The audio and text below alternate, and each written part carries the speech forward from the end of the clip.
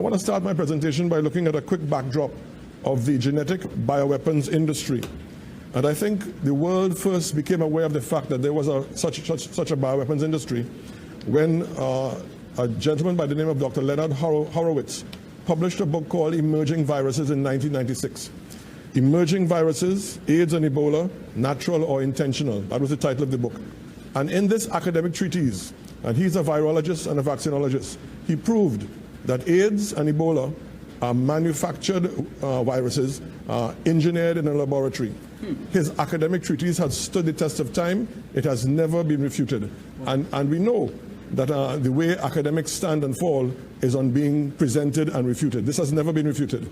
And the genetic bioweapons industry is the most covert industry on planet Earth, but it exists. I would like to go further by saying that William Cohen, the former US Secretary of State in 1997, Cohen referred to the concept of an ethnic bioweapon as a possible risk. In 1998, some biological weapon experts considered such a genetic weapon plausible.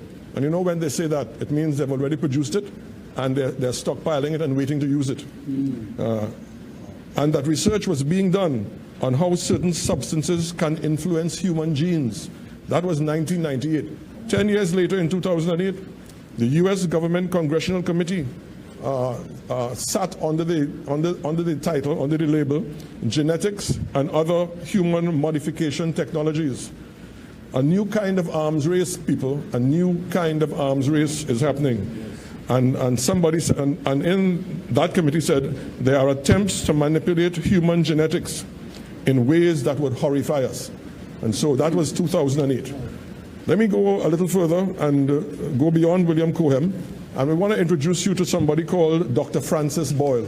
Very, very significant gentleman. I think we have a photo of Dr. Boyle that we could put up. Dr. Francis Boyle is an international law expert. He's also an expert on genetic bioweapons. And he was a gentleman who framed the Anti-Terrorism Act. It's called the Bioweapons Anti-Terrorism Act, or BWATA. It was framed in 1989, signed into law in 1990 by President George W. Bush with unanimous approval from the US Senate and the US Congress. And so if there is a Genetic Bioweapons Anti-Terrorism Act, it means obviously there must be a genetic bioweapons industry.